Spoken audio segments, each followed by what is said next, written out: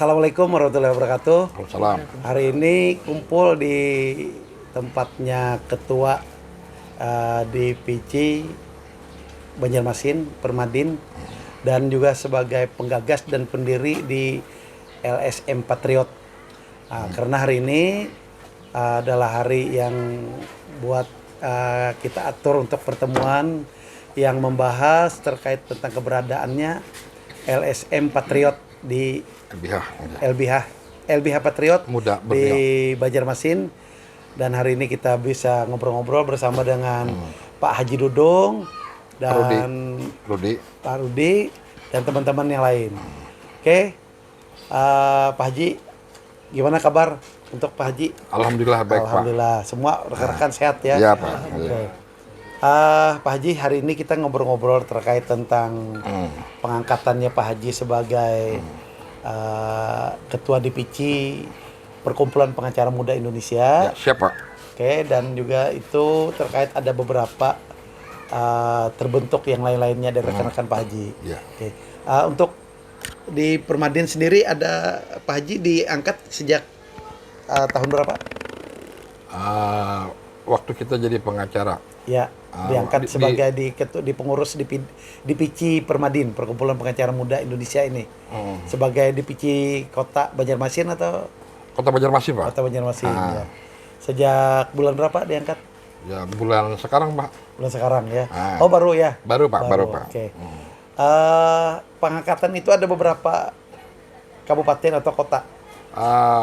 Ada beberapa, ada untuk DPC Banjarbaru, DPC Kota Beria Banjarmasin, terus ada juga katanya di Merabahan, masih dipersiapkan. Oh, dari Merabahan ya. Berarti ada 5 Pak. kabupaten kota ya. Ya. Alhamdulillah. Itu semua rekan-rekan Pak Haji yang advokat semua ya. Advokat, alhamdulillah semuanya advokat. Semuanya advokat. Apa yang ditugaskan untuk DPC ini yang dalam kegiatan kesehariannya menurut Pak Haji yang sempat dijalankan hari ini? Jadi yang jelas begini, Pak. Yang namanya organisasi advokat itulah cenderungnya kita bertugas untuk melakukan suatu pendampingan. Ya. Pendampingan kepada masyarakat pencari keadilan. Jadi esensi advokat itu sebenarnya apa? Nah, kadang-kadang orang salah menafsirkan tentang organisasi advokat hanya sebuah lembaga, lembaga biasa atau lembaga hukum. Ya. Tapi sebenarnya yang namanya advokat itulah tidak terlepas daripada inisial pribadi sebagai advokat. Personalnya, personalitinya kan. Ya. Artinya dia mendampingi para pencari keadilan. Disinilah tugas mulia daripada seorang advokat itu adalah mendampingi seseorang yang memerlukan bantuan hukum. Kemudian dia sebagai garda terdepan untuk membela kliennya. Nah, kemudian sepak terjang advokat ini adalah dinilai kemuliaannya adalah ketika dia menyelesaikan suatu masalah di pengadilan. Jadi kalah dan menang itu adalah relatif. Tetapi bagaimana keseriusan dia menangani sebuah perkara.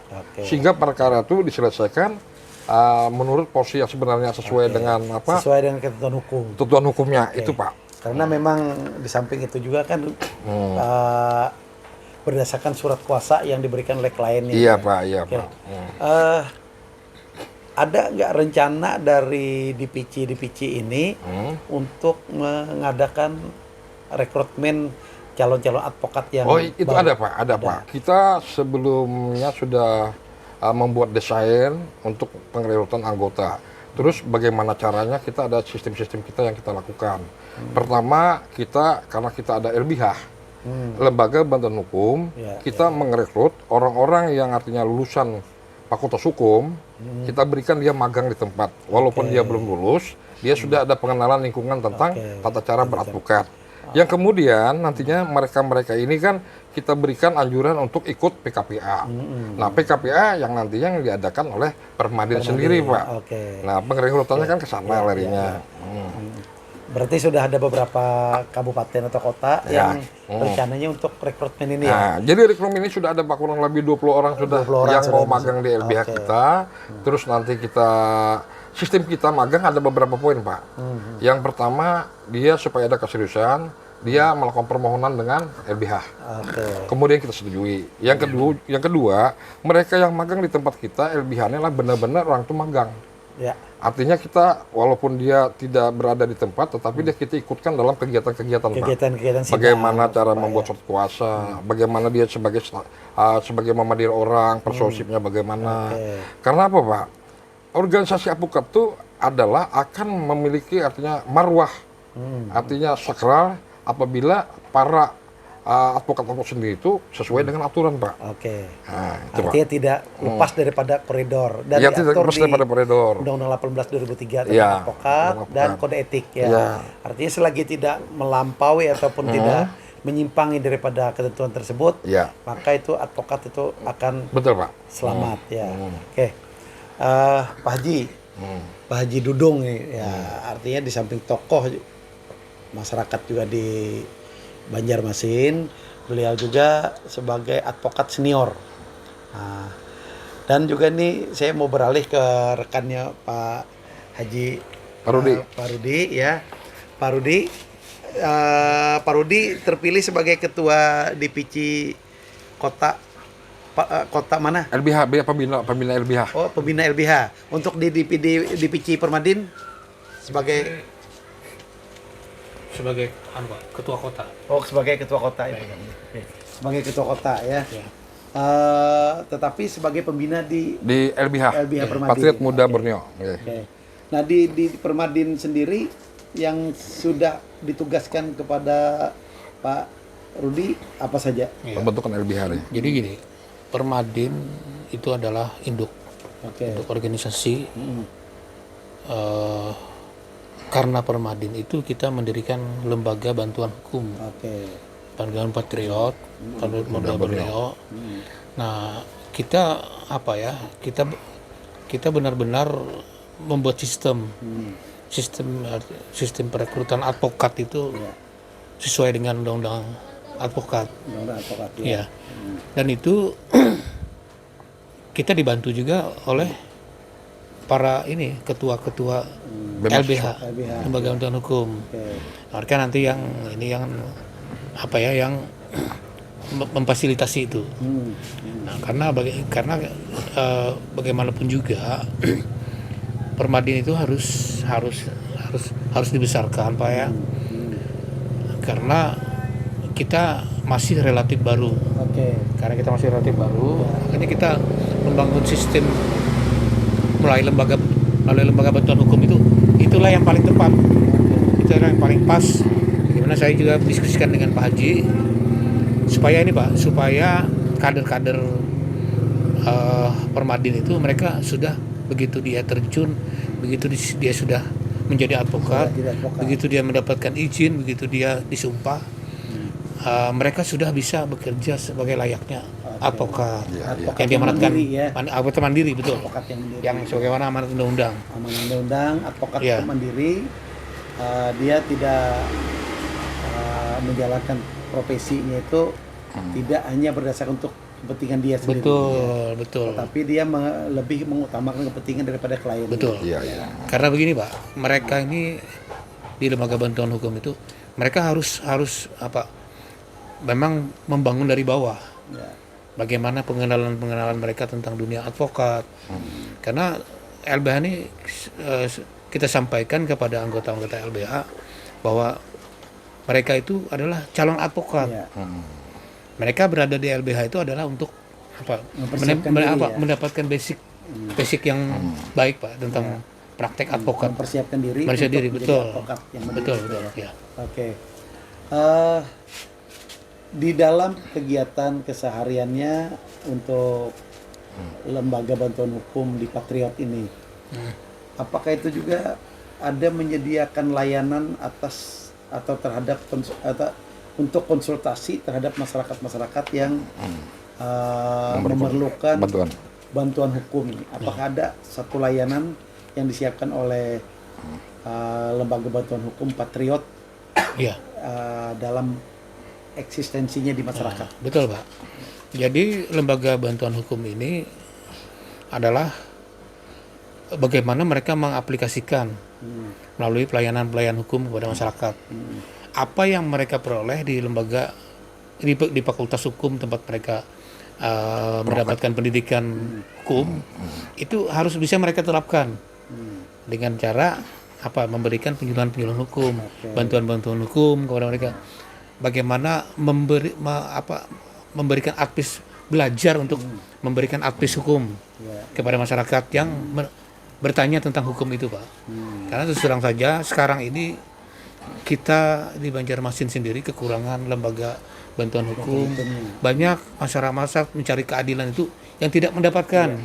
Tidak tahu tempat yang itu kemana mereka mendapatkan perlindungan hukum. Maka sangat tepat sekali dengan berdirinya lembaga bantuan hukum Patriot ini. Dan juga di bawah naungan di Pici Permadin, Perkumpulan Pengacara Muda Indonesia. Permadin, ya betul. Ada kendala nggak di dalam, misalnya ini ada pelayanan terhadap masyarakat, ada mendapat kendala tidak untuk memberikan bantuan hukum itu? Ya, kendala itu akan selalu ada, Pak ya. Terutama berkaitan dengan biaya-biaya pendampingan. Makanya kita pelan-pelan kita membangun kerjasama dengan dengan pihak-pihak yang peduli, dengan keadaan hukum rakyat kita. Betapa banyaknya rakyat kita yang membutuhkan bantuan hukum. Itu, Pak. Di dalam penanganan perkara ataupun pendampingan di lembaga bantuan hukum Patriot ini, apakah klien itu dipungut biaya untuk membayar atau pro-dewa juga? Murni tidak dipungut biaya. Tidak dipungut biaya. Murni tidak pro-dewa. dipungut biaya, karena ini adalah sosial. Ini sangat mulia sekali. Lembaga bantuan hukum Patriot yang ada di Banjarmasin ini dengan program-programnya yang sangat baik dan pelayanan terhadap masyarakat tanpa dipungut biaya dengan dengan moto konsultasi hukum gratis gitu ya. Konsultasi hukum gratis. Dan ini penanganan juga pun gratis ya. Penanganan kita upayakan gratis. Gratis. Apakah ada programnya juga untuk misalnya tambal subsidi silang? Ya. Ada yang bayar, ada yang gratis. Jadi gini, Pak. Subsidi silang kita itu bukan kita tidak membebankan kepada masyarakat mencari keadilan. Kita subsidi silang dari perkara-perkara kita sebagai advokat yang kita tangani. Jadi tidak meminta kepada masyarakat? Tidak, Pak, tidak. Oke, sangat mulia. Oke. Kembali ke Pak Haji Dudung. Untuk Pak Haji sendiri, begitu terpilih sebagai ketua Dewan Pimpinan Cabang di Perkumpulan Pengacara Muda Indonesia ini,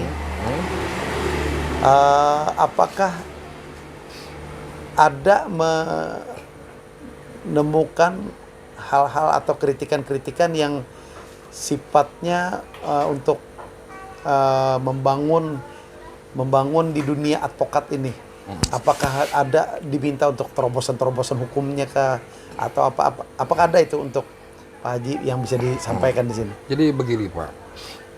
Jadi eksisnya organisasi advokat itu adalah terletak kepada kemauan daripada ketua ataupun pengurus advokat sendiri. Yang penting kemauan dulu, Pak. Kemauan, ya. Dengan ada kemauan tadi, tentunya mereka membuat suatu program. Dan programnya ini yang ada hubungan dengan organisasi advokat. Nah, seperti saya kemarin juga, sebelum saya ditunjuk, sebelum saya diangkat, program itu sudah saya rencanakan. Salah satunya adalah bagaimana caranya mengakseskan, membesarkan organisasi Permadin tersebut. Saya punya pemikiran, saya akan merekrut mahasiswa fakultas hukum yang masih murni dalam dunia kepengacaraan. Terus mereka kita masukkan, kita suruh magang, kita didik, kita ajari bersama segala macam. Yang mana mereka adalah cikal bakal untuk mengikuti program PKPK di Permadin. Satu. Yang kedua, penyumpahannya. Yang ketiga, mereka ini akan kita bentuk, kita desain sebagai advokat yang handal, yang benar-benar mereka tuh bertugas untuk kepentingan klien pencari keadilan itu, Pak. Yang pertama itu, Pak. Sampai sejauh ini koordinasinya dengan Ketua DPD Kalimantan Selatan, Kalimantan Selatan, apakah memang sering aja untuk berkomunikasinya atau memang pernah mendapatkan pembinaan-pembinaan? Sementara nih, Pak, karena kita nih masih dalam pembenahan LBH, kita sudah sering juga ngomong dengan sekretaris. Iya, sudah ada. Ya, sudah ada Pak, sudah ada. pembicaraan. Bahkan mereka memberikan advice yang luar biasa dan mereka mendukung juga. Dan saya juga merasa terima kasih juga terhadap kepercayaan ini terhadap saya. Jadi mau tidak mau saya amanah ini harus saya laksanakan. Iya. Pak Jadi Ramdan itu. Pak Hamdan. Pak Ramdan, ya. Apalagi Pak Presiden Direktur sendiri juga amanahkan kepada saya. Jadi tanggung jawab inilah yang menjadi artinya yang menjadi tujuan utama saya untuk melaksanakannya Pak. Oke, berarti amanah itu ya. Amanah Pak, amanah Pak. Amanah yang memang harus dijalankan. Dijalankan. Oke. Untuk persiapannya, persiapan untuk PKPA-nya untuk di DPC-nya Pak yang Pak Haji pimpin, apa sudah ada jadwal atau sudah ada program yang dari Ketua DPD? Belum Pak, belum ada. Ya? Belum nyampe mungkin kita. Tapi untuk persiapan sudah ada ya. Jadi persiapan kita setelah kita pembentukan LBH, jadi Ketua LBH Imam tolong nanti persiapkan siapa-siapa orang yang untuk magang di kita. Kita buat terobosan. Oke. Siapapun yang mau masuk kita masukkan di organisasi kita.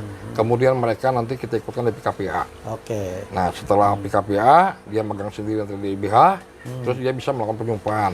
Yang jelas kita menghindari opini bahwa advokat itu benar-benar sesuai dengan aturan undang-undang advokat. Ya, benar. Sesuai dengan persyaratan-persyaratannya. Artinya tidak melanggar dan tidak menyimpang. Ya, kita menginginkan juga Pak tujuan kita, Permadin untuk kedepannya kita harus sterilkan. Ya. Sterilkan dalam artian bukan nantinya apa-apa, bahwa advokat yang lahir di Permadin ini harus benar-benar sesuai dengan peraturan undang-undang advokat. Pak. Makanya kita lebih selektif. Tidak boleh melanggar daripada iya Pak.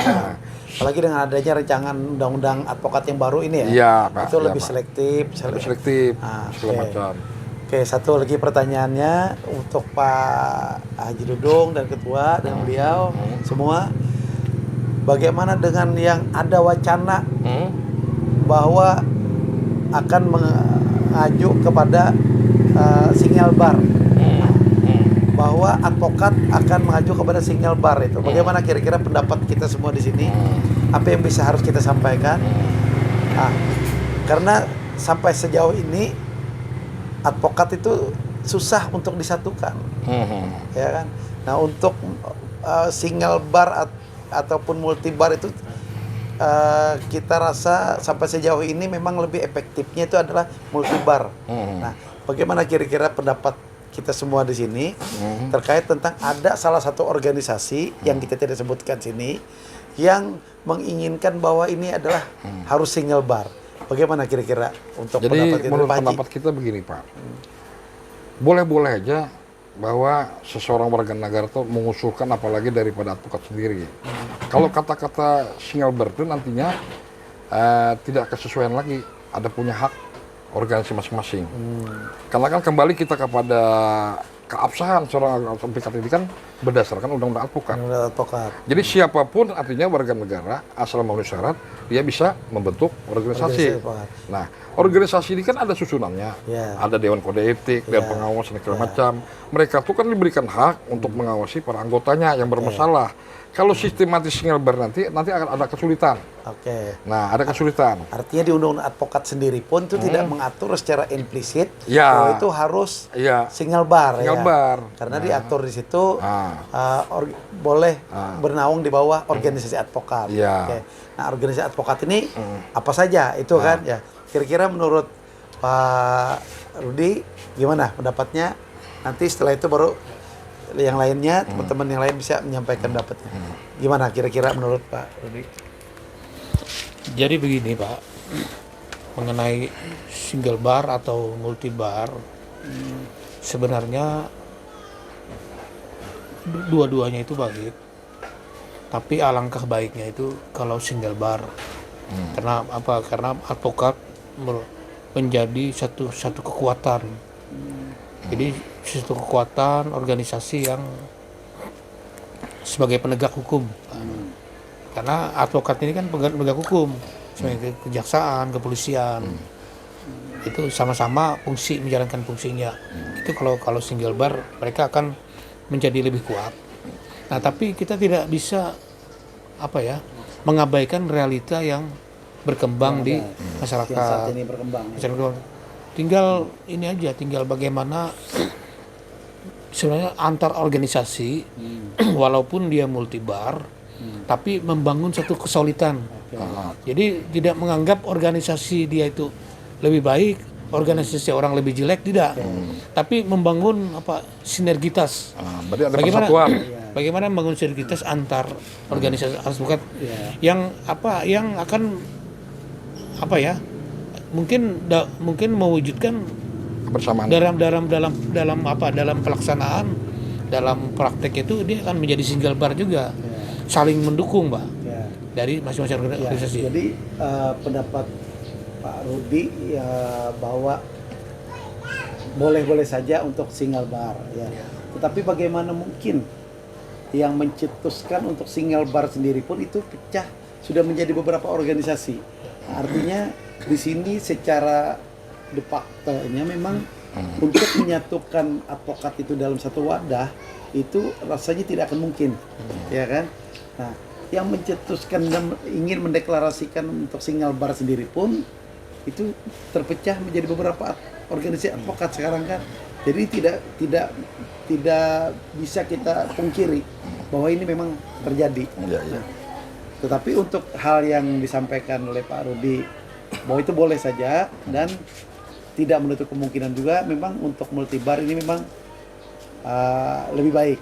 Kenapa? Karena memang pertama realita di masyarakat saat ini organisasi advokat yang tumbuh di Republik Indonesia ini lebih 40 organisasi advokat yang sudah ada bertumbuh. Nah, sekarang bagaimana regulasi? Nah, ini yang kita cari, ini regulasi pengaturan itu, ya kan? Regulasi pengaturan bagaimana membuat kode etik bersama itu tadi, ya kan? Karena memang kesulitannya kode etik, tetapi dalam Undang-Undang Advokat 18/2003 itu memang ada berhak memilih organisasi advokat. Artinya kan memilih, berarti ada pilihan, ya kan? Nah, mungkin saja apa yang disampaikan oleh Bro tadi memang ada baiknya, ya kan? Tetapi baik itu multibar ataupun single bar itu sama-sama baik. Nah, bagaimana caranya ini bersinergi, ya kan? Sedikit Pak, saya tambahkan lagi, Pak. Jadi begini, apakah single bar atau multibar sesama advokat itu semestinya Pak ya, saya membangun sinergitas antar sesama advokat. Kenapa? Advokat itu dalam suatu negara itu adalah melakukan suatu kekuatan. Seseorang bisa menentukan arah negara ini, advokat juga. Nah, jadi kita sebaiknya itu kita tidak perlu mempolemikkan single bar atau multibar. Yang penting konsekuensi logisnya sekarang ini kita multibar. Multibar. Nah, keadaan hari ini seperti itu. Iya, karena realita ini adalah multibar. Dan bagaimana kita bisa menjaga itu? Menjaga persatuan dan kesatuan advokat, itu yang paling penting, Pak. Jadi sampai sejauh ini artinya tetap sepakat ya, tetap sepakat kalau kita memang adalah multibar. Karena jadi memang untuk single bar sendiri pun itu yang dikhawatirkan oleh banyak pihak adalah terbentuknya senioritas. Nah, terus lagi kalau kita mempersamakan dengan lembaga atau institusi lain, jelas tidak akan mungkin bisa. Kenapa? Institusi lain dia disokong dengan anggaran oleh APBN. Nah, sedangkan advokat dia harus mandiri. Dia tidak dianggarkan dengan anggaran APBN. Kalau dia di bawah naungan hanya satu organisasi advokat, kemungkinan untuk di daerah-daerah tidak akan mungkin bisa maksimal untuk menjalankan juga. Kenapa? Begitu dia menangani satu perkara, ini contoh, berbenturan kepentingan seniornya, secara otomatis dia akan mengabaikan kepentingan hak dan klien dari kliennya sendiri. Nah, dikhawatirkan untuk salah satu contohnya hal terkecil ini. Nah, jadi artinya kalau misalnya apa yang disampaikan Pak Haji itu mungkin lebih baik juga, sama saja, yang penting sinerginya itu tadi. Tetapi memang saat ini tidak bisa kita pungkiri bahwa memang terjadinya adalah multibar. Jadi begini Pak, mengapa kita mendefinisikan single bar dan multi bar itu dalam siklus keputusan tingkat atas. Kalau kita berbicara masalah organisasi advokat, tentunya kan undang-undang itu kan undang-undang keormasan. Nah, jadi undang-undang keormasan ini dibentuk artinya sudah memberikan peluang kepada masyarakat silakan untuk membentuk organisasi, termasuk aja undang-undang advokat. Nah, secara otomatis itu akan menggiring opini multibar, karena diberikan hak kan. Berbeda dengan sistematis lembaga ketatanegaraan kita, karena mereka itu ada satu puncak pimpinan, misalnya presiden kan, sehingga seluruh elemen lembaga-lembaga di bawah satu keputusan. Nah kan ini kan, karena ini artinya ini merupakan ranah organisasi, mereka warga negara diberikan bentuk aja organisasi segala macam, artinya silakan. Nah, jadi tidak ada lagi payung hukum yang bisa membawahi advokatnya harus bersatu, tidak ada. Tapi bilang Pak Rudi tadi itu benar. Walaupun kita multibar, tetapi harus dibentuk lagi lah Persatuan Advokat Indonesia, bukan perkumpulan. Kalau perkumpulan gugurnya kan KUA. Kalau Persatuan Advokat Indonesia ini seluruh advokat bersatu di sana. Sehingga ketika ada gangguan, ada kritikan, teman-teman, ini orang ini membela. Sementara ini kita masing-masing yang membela anggotanya itu, Pak. Dan itu dibentuk hanya untuk mengatur bagaimana tentang kode etik bersama. Iya, Pak. Nah, persatuan itu yang penting itu. Persatuan advokat itu. Sangat menarik sekali. Itu persatuan. Apa yang didiskusikan pada hari ini. Kita mau minta pendapat daripada Ketua LBH Patriot, bagaimana beliau bisa menyampaikan program-program kegiatan, karena beliau sebagai ketua LBH Patriot. Silakan dengan Bapak siapa? Ya, terima kasih Bapak. Assalamualaikum warahmatullahi wabarakatuh. Terima kasih atas kesempatannya. Izinkan saya memperkenalkan diri. Nama saya Bapak Imam Syafa'i, di mana diberi amanah untuk menjadi Ketua Lembaga Bantuan Hukum Patriot Muda Borneo, yang baru saja kurang lebih sekitar 1 bulan kita bentuk di bawah koordinasi dari Permadin, Bapak. Terima kasih. Jadi beberapa mungkin sudah kemarin ada kita perekrutan anggota, Bapak. Kurang lebih sekitar 50 anggota yang ada di Lembaga Bantuan Hukum Patriot Muda Borneo, di mana di dalam anggota LBA tersebut, Pak, banyak pengacara maupun paralegal, Bapak. Nah, jadi beberapa pengacara pun tidak dari satu organisasi, Bapak. Dari berbagai organisasi. Dari beberapa organisasi ada di Lembaga Bantuan Hukum. Jadi Lembaga Bantuan Hukum Patriot Muda Borneo itu seperti mengimplementasikan bagaimana Pancasila, Pak. Berbeda-beda tetapi tetap satu jua. Bhinneka Tunggal Ika. Jadi meskipun berbeda-beda organisasi, tapi dengan satu tujuan, Pak, untuk membantu masyarakat yang butuh bantuan hukum secara gratis itu, bagi yang tidak mampu, karena sesuai dengan Undang-Undang Lembaga Bantuan Hukum, Undang-Undang Nomor 16 Tahun 2011, Bapak, tentang Lembaga Bantuan Hukum. Jadi ada beberapa program yang sudah kami beberapa jalankan. Mungkin nanti minta pendapat Bapak dan Bapak di sini untuk menambahkan. Kita sambil diskusi tentang program untuk memajukan lembaga bantuan hukum dan juga membantu masyarakat secara ikhlas, Pak. Jadi seperti itu. Yang pertama, kita sudah melakukan perekrutan anggota. Yang kedua, kita melakukan perekrutan mahasiswa magang, Bapak. Mahasiswa magang.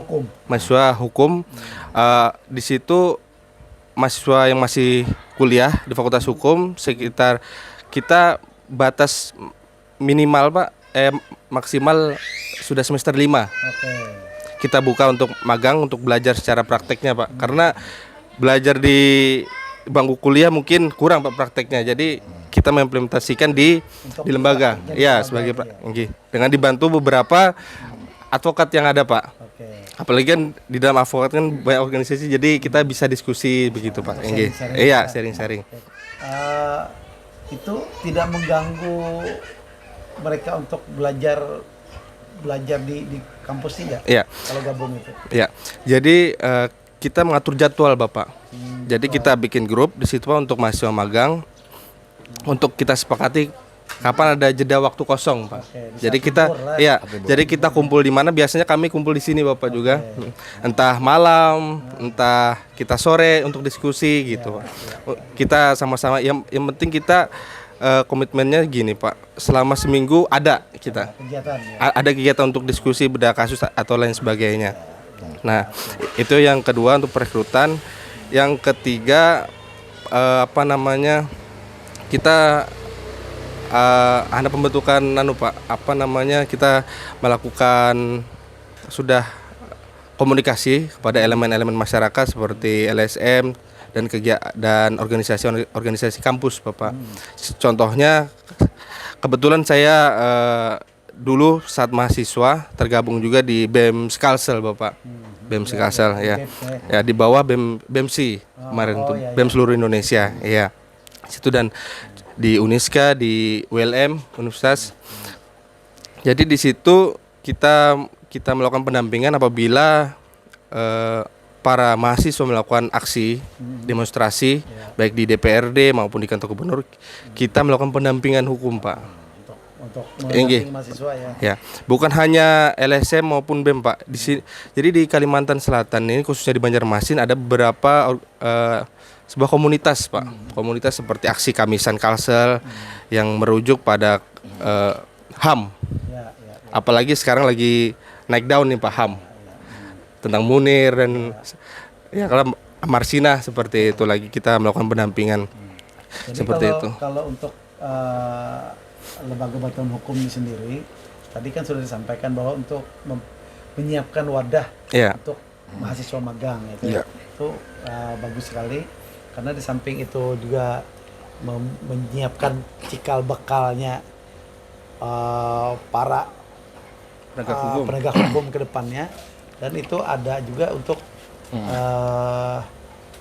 artinya membentukkan mental, karakter dan lain-lainnya, karena itu adalah satu hal yang positif. Oke.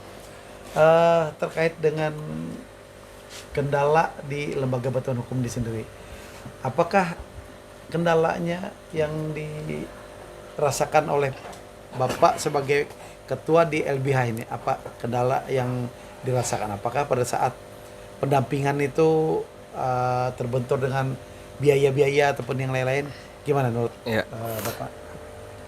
Kalau berbicara kendala, Pak, pasti, Pak. Pasti ada kendala, Setiap kita melangkah pasti ada kendala, Pak. Ya kan? Karena tapi dari kendala itu kita harus berjuang gitu. Apalagi di mana kita berjuang untuk kemuliaan, untuk membantu orang kan sebuah kemuliaan. Jadi itu berbicara tentang dana mungkin itu salah satu faktor, Pak. Tapi itu tidak menyurutkan kita untuk saling membantu, Pak. Apalagi dalam keadaan sulit seperti ini. Jadi di LBH kita mengadakan subsidi silang, Pak. Jadi apabila subsidi silang. Jadi apabila ada klien misalnya minta bantuan dan itu sebenarnya kita tidak minta apa-apa, Pak, tapi dia memberikan, namanya kita diberikan, kita menerima. Nah, dari hasil yang diterima, apabila ada masyarakat yang minta bantuan, kita melakukan pendampingan, maka dana tersebut kita subsidi silang, Pak. Seperti itu. Untuk pendampingan kepada masyarakat itu yang lain, seperti itu. Kalau misalnya ada di antara masyarakatnya yang mampu, itu gimana? Yang berkecukupan mengenai materi, misalnya dia membayar juga tetap diterima juga ya. Gimana, Bapak? Misalnya nih kan ada pendampingan masyarakat tapi dia mampu. Iya. Apakah tetap ditangani oleh LBH ini atau diserahkan kepada advokat? Ya, sebenarnya sesuai dengan Undang Nomor 16 tahun 2011, Pak, lembaga bantuan hukum tidak menerima honorarium lah ibaratnya, Pak ya. Ya karena kalau kita itu LBH yang dapat bantuan dari negara. Iya. Nah, bagaimana dengan LBH yang tidak dapat bantuan dari negara? Serahkan sama alpukat tuh sebentar.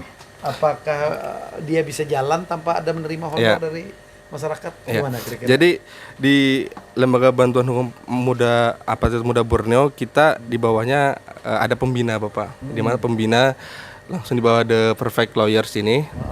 Jadi apabila ada beberapa kasus, apalagi terdapat klien yang dikategorikan mampu, maka kita berikan penjelasan. Apabila penjelasan itu bisa dirasakan oleh klien, kita serahkan ke kantor advokat, Pak, seperti itu. Karena apabila dia masih bersekokoh, kita berikan penjelasan terkait itu. Artinya memang ya tetaplah kepada menginduk kepada advokatnya sendiri. Oke. Cukup menarik perbincangan kita hari ini karena ada beberapa kriteria dan juga ada dari penggagas lembaga bantuan hukum ini sendiri. Kalau misalnya ada di antara masyarakatnya yang mampu, itu gimana? Yang berkecukupan mengenai materi, misalnya dia membayar juga tetap diterima juga ya. Misalnya nih kan ada pendampingan masyarakat tapi dia mampu, apakah tetap ditangani oleh LBH ini atau diserahkan kepada advokat? Ya, sebenarnya sesuai dengan Undang Nomor 16 Tahun 2011, Pak, lembaga bantuan hukum tidak menerima honorarium, ya, karena kalau kita, itu LBH yang dapat bantuan dari negara. Iya. Nah, bagaimana dengan LBH yang tidak dapat bantuan dari negara ini? Apakah dia bisa jalan tanpa ada menerima honor dari masyarakat? Gimana kira-kira? Jadi di lembaga bantuan hukum muda Akademi Muda Borneo, kita di bawahnya ada pembina, Pak. Ada pembina Sumbawa The Perfect Lawyers ini. Jadi apabila ada beberapa kasus, apalagi terdapat klien yang dikategorikan mampu, maka kita berikan penjelasan. Apabila penjelasan itu bisa dirasakan oleh klien, kita serahkan ke kantor advokat, Pak. Nah, apabila dia masih bersekokoh, kita berikan penjelasan terkait gitu. Artinya memang ya tetaplah pada menginduk kepada advokatnya sendiri. Cukup menarik perbincangan kita hari ini karena ada beberapa kriteria dan juga ada dari penggagas lembaga bantuan hukum ini sendiri untuk membentuk lembaga bantuan hukum sendiri untuk menjalankan aktivitasnya secara sosial, tetapi tidak menutup kemungkinan juga bila mana, karena ini adalah satu lembaga yang tidak mendapatkan dana bantuan dari pemerintah, sehingga dia pun sosialnya dengan melakukan studi silang dan ada berinduk kepada advokat seniornya karena ada dewan pembina Jadi Pak, begini Pak. Jadi pembentukan LBH itu terlepas daripada inisiator. Jadi utamanya adalah dari pokok terkenal juga. Keihaman terbentuk LBH ini pertama dulu dari Bapak Saudara Presiden Direktur Permadin. Yang kedua dari Pangeran Yerusalem. Kemudian juga dari Profesor Haji Muhammad Hadi SMA. Jadi tiga kuat inilah yang memberikan inspirasi kepada kita, yang memotivasi kita. Sekarang tujuannya adalah bagaimana kalau artinya masyarakat kita ini kan kekurangan ini nih, lembaga bantuan hukum, terus kita buat aja lah lembaga bantuan hukum. Nah itu Pak, yang pertama inspirasi kita. Inspirasi yang pertama Yang kedua, saya sebagai orang Permadin juga merasa terpanggil bahwa di samping untuk membesarkan organisasi kita juga terpanggil untuk membantu masyarakat. Jadi tiga motivasi kita adalah tiga. Pertama, Pangeran Yerusalem, yang kedua Profesor Dr. Haji Muhammad, dan yang ketiga adalah Pak Mahdiano. Kemudian setelah itu kami berembuklah dengan teman-teman yang seperti bagaimana kita mendirikan LBH dalam rangka untuk membantu artinya masyarakat memberi keadilan. Masalah artinya dana untuk sementara kita belum ada masukan dari dana istilah, kita setiap perkara kita yang ada kita sisihkan untuk itulah yang perbuatan yang mulia karena demi untuk pelayanan terhadap masyarakat maka rela mengeluarkan uang pribadi untuk melaksanakan yang penting kegiatan ini berjalan. Iya. Oke, kita rasa cukup. Lagi ada yang bisa ditambahkan lagi? Teman, Silakan. Kalau misalnya ada yang mau disampaikan, sampaikan dulu.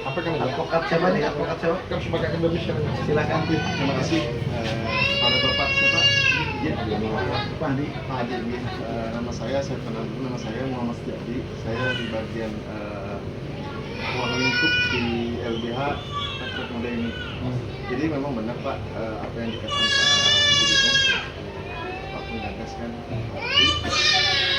LBH ini tertutup karena banyak sekali isu-isu masalah anak yang berkembang di masyarakat, dan kebetulan banyak yang misalnya masyarakat itu terjolimi Pak.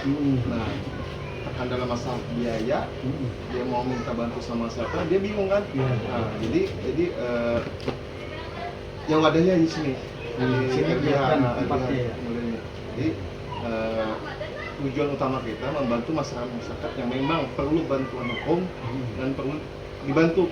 Nah, itu aja Pak sebagai tambahan di LBH kita ini. Ya, sangat menarik sekali. Dari Pak Haji yang mewakili dari akademis. Silakan, apa yang bisa disampaikan Pak Haji? Ya sebenarnya kalau saya ini bukan orang hukum lah, dewan akademis, Ya. akademisnya di bidang kesehatan. Nah kebetulan ya kita juga dipercaya sebagai penasehat di dalam organisasi ini. Oke, mudah beliau. Memang kalau kita tinjau dari kasus-kasus hukum yang terjadi di masyarakat sekarang ini kompleks sekali. Nah, bukan saja masalah perdata, tapi juga masalah kesehatan. Mungkin ya tidak semua kita tuh walaupun kita orang hukum mungkin kita ada kelemahannya. Kelemahannya ya terutama nanti di bidang kesehatan. Kalau ada permasalahan di bidang kesehatan, ada masyarakat yang berperkara ya, kita ya sedikit banyak kan kesulitan, sehingga diperlukan orang-orang yang memang mengerti tentang kesehatan. Kita ambil contoh misalnya di masyarakat ya, kadang-kadang ada di satu pelayanan kesehatan yang masyarakat komplain masalah pelayanan ini kurang baik atau kurang memuaskan. Misalnya di salah satu rumah sakit ya. Iya, atau di lembaga kesehatan ya. atau misalnya malpraktek. Mungkin di masyarakat kita ambil contoh itu tidak tahu untuk membuktikan apakah itu malpraktek atau salah diagnosa itu sebenarnya ada di suatu undang-undang kesehatan ada namanya diagnosa pembanding. Nah itu yang masih belum ada lagi ya. Yang belum tahu di masyarakat. Scan opening. Jadi ada orang yang kedua yang memastikan apakah itu benar penyakitnya. Kadang-kadang ada yang masyarakat yang komplain, oh saya kenapa orang ini salah mendiagnosa saya sehingga keluarga saya meninggal misalnya. Inilah yang diperlukan di dalam lembaga bantuan hukum ini untuk menghandle ataupun memberikan masukan-masukan ya, kepada penasehat kalau nantinya ada permasalahan di bidang kesehatan. Arahnya kepada mengedukasi atau memberikan pandangan ataupun pendapat yang mungkin dapat membantu. Karena banyak sekali contoh juga kasus sekarang ini banyak di Banjarmasin kan masalah kesehatan yang tahu-tahu bebas karena kebanyakan tidak didamping oleh pengacara karena mau minta pengacara kemana menujunya tidak tahu. Ada ketemu biayanya tidak ada. Makanya disinilah wadah untuk mereka minta pandangan hukum sebelum berperkara dan bagaimana apakah arah ataupun langkah hukumnya itu langkah hukum apa yang mau diambil. Dan karena adanya tempat seperti ini mungkin sangat membantu bagi masyarakat ya. Jadi sini selain kesehatan juga ada ahli ekonomi, ahli sosial, semuanya masuk di sini di dalam wadah organisasi ini. Mungkin itu. Alhamdulillah, terima kasih waktunya untuk bisa ngobrol-ngobrol kita pada hari ini. Dan kami terima kasih dengan Pak Haji Dudung sebagai penggagas dan inisiator di dalam pembentukannya lembaga bantuan hukum ini. Di samping itu juga kami apresiasi karena beliau dengan segala kemampuannya, sehingga dengan sampai pada titik ini terbentuk DPC Permadin di wilayah Provinsi Kalimantan Selatan. Dan juga Pak Rudi, terima kasih atas waktu dan pemaparannya yang sangat bermanfaat sekali. Semoga saja dengan adanya perbincangan ini memberikan edukasi yang bermanfaat buat masyarakat semua. Oke, kita cukupi sampai di sini perbincangan kita hari ini. Jangan lupa buat masyarakat subscribernya, like and share-nya. Jangan lupa juga doakan dan dukung terus channel kami ini agar bisa berkembang terus, biar bisa memberikan edukasi-edukasi kepada masyarakat dalam wilayah hukum Republik Indonesia ini. Wabillahi taufiq wal hidayah. Wassalamualaikum warahmatullahi wabarakatuh.